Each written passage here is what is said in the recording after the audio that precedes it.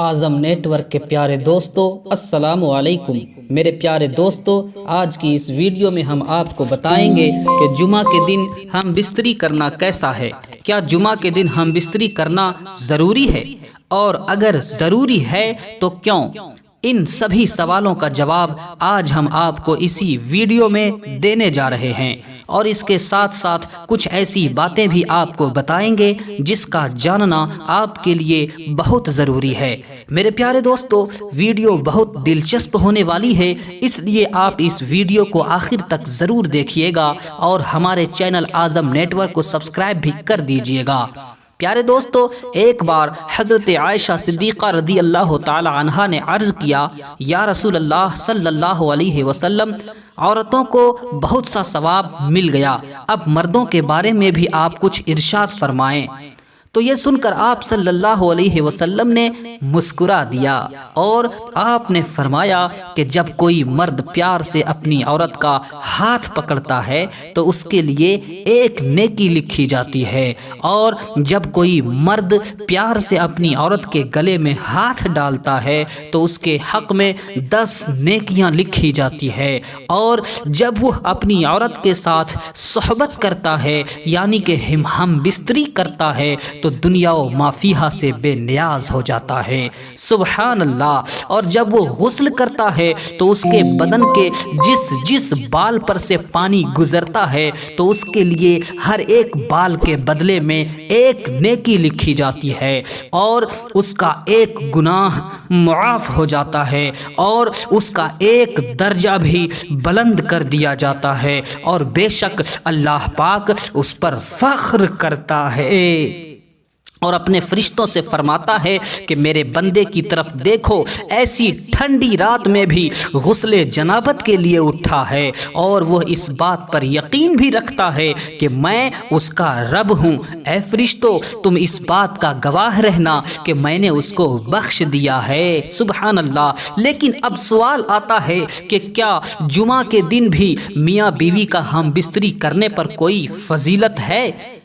یہ ایک ایسا سوال ہے جس کے بارے میں عام طور پر کسی سے پوچھنا صحیح نہیں سمجھا جاتا ہے، لیکن اس کے بارے میں ہر مسلمان کو جاننا بہت ضروری ہے۔ اب اس سوال کا جواب کیا ہے، اس کے بارے میں علماء کرام کا کیا کہنا ہے، اور اس کے تعلق سے حدیث پاک میں کیا بیان آیا ہے، آج کے اس ویڈیو میں ہم آپ کو ان ساری باتوں کی جانکاری دینے والے ہیں۔ اس لیے آج کی یہ ویڈیو آپ سب کے لیے بہت ہی زیادہ خاص ہے۔ اگر آپ شادی شدہ ہیں تو آخر تک اس ویڈیو کو ضرور دیکھیں، اور مہربانی کر کے اپنے دوستوں میں اس ویڈیو کو شیئر بھی کر دیں تاکہ اور بھی لوگوں کے پاس یہ ویڈیو پہنچ جائے۔ میرے پیارے دوستو، آئیے شروع کرتے ہیں۔ ایک بار ایک عورت مصطفیٰ جان رحمت صلی اللہ علیہ وسلم کی بارگاہ میں حاضر ہوئی، پھر اس عورت نے ایسا سوال کر دیا کہ جس کو سن کر وہاں پر موجود سبھی لوگوں نے فوراً ہی اپنا چہرہ موڑ لیا، کیونکہ سب لوگوں کو شرم و حیا آ گئی۔ دراصل وہ بات یہ تھی کہ اس عورت نے آ کر نبی کریم سے پوچھا کہ یا حبیبی یا رسول اللہ صلی اللہ علیہ وسلم، میرے ماں باپ آپ پر قربان، آپ مجھے یہ بتائیں کہ کیا عورتوں کو حیض آتا ہے؟ جب اس نے بھری محفل میں ایسا سوال کر دیا تو سب لوگوں نے شرم سے اپنا چہرہ گھما لیا، اس لیے کہ ایسا سوال اس دور میں اچھا نہیں سمجھا جاتا تھا، یعنی اس زمانے میں کوئی بھی کسی سے اس طرح کا سوال نہیں پوچھتا تھا۔ لیکن اللہ کے رسول صلی اللہ علیہ وسلم نے اس بھرم کو توڑتے ہوئے اس عورت کو جواب دیا۔ آپ نے فرمایا کہ ہاں، عورتوں کو حیض آتا ہے۔ تو پیارے دوستو، اس حدیث پاک سے پتہ چلتا ہے کہ اسلام میں اس طرح کے سوال کرنے میں کوئی حرج نہیں ہے۔ جن کا تعلق کسی بھی طرح سے جسمانی کیفیت کے ساتھ ہو، ایسے سوال پوچھنے میں انسان کو کبھی بھی شرم نہیں کرنی چاہیے، کیونکہ شرم و حیا کے چکر میں کئی بار انسان ایسے بہت ساری نعمتوں سے محروم ہو جاتا ہے جس کا ان کو ثواب ملنا ہوتا ہے۔ اور دوستوں، ساتھیوں میں یہ بھی بات بہت مشہور ہے کہ جمعہ کے دن بیوی سے ہم بستری کرنے کی کوئی خاص اہمیت نہیں ہے۔ اس کا کوئی بھی سوال نہیں ہے تو ہم آپ کو بتا دیں کہ ایسا کہنا غلط ہوگا، کیونکہ اس حوالے سے ایک روایت کا ذکر کیا جاتا ہے، اور وہ روایت یہ ہے کہ حضرت ابو ہریرہ رضی اللہ تعالی عنہ روایت کرتے ہیں کہ نبی معظم صلی اللہ علیہ وسلم نے ارشاد فرمایا کہ اگر تم میں سے کوئی پریشان حال ہے تو اس کو چاہیے کہ وہ اپنی بیوی کے ساتھ ہر جمعے کو ہم بستری کرے، اس لیے کہ اس کا ایک اجر غسل کرنے کا ہے اور دوسرا اس کی بیوی کے غسل کرنے کا ہے۔ رسول اللہ صلی اللہ علیہ وسلم نے فرمایا ہے کہ اس حدیث پاک کے مطابق جو آدمی جمعہ کے دن جنابت کے غسل کو پورے اہتمام کے ساتھ غسل کرتا ہے، پھر سب سے پہلے مسجد میں جاتا ہے، تو گویا کہ اس نے خدا کی خوشنودی حاصل کر لی اور اس نے ایک اونٹنی قربان کر دی۔ اسی طرح سے اگر کوئی دوسرے نمبر پر مسجد میں جاتا ہے تو ایسا ہے کہ اس نے ایک گائے کی قربانی دے دی، اور اگر کوئی تیسرے نمبر پر مسجد میں داخل ہوتا ہے تو گویا کہ اس نے ایک مینڈھا قربان کر دیا،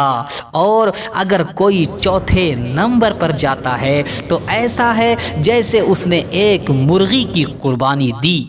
اور اگر کوئی پانچویں نمبر پر جاتا ہے تو گویا اس نے ایک انڈے سے خدا کی رضا حاصل کرنے کی کوشش کیا، اور پھر جب مسجد کا امام خطبے کے لیے آتا ہے تو فرشتے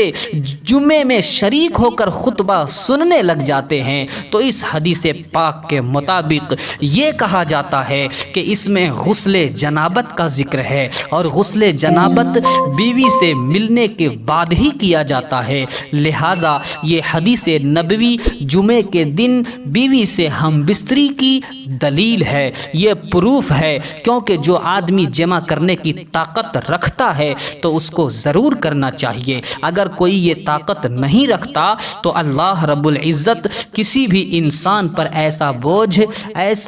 بوجھ نہیں کبھی ڈالتا جس کو وہ اٹھانے کے قابل نہیں ہوتا ہے۔ میرے پیارے دوستو، اب ہم آپ کو بتاتے ہیں کہ جو عورتیں اپنے شوہر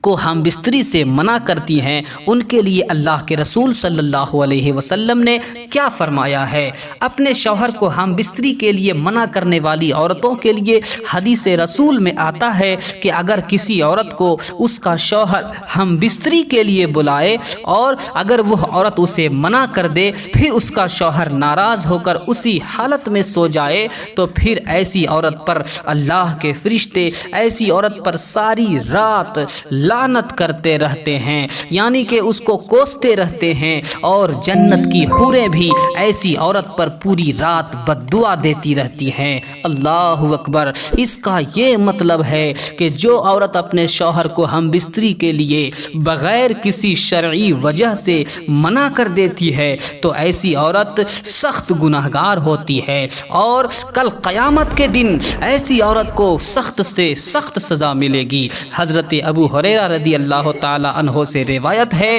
کہ مصطفیٰ کریم صلی اللہ علیہ وسلم نے فرمایا کہ جب کوئی شوہر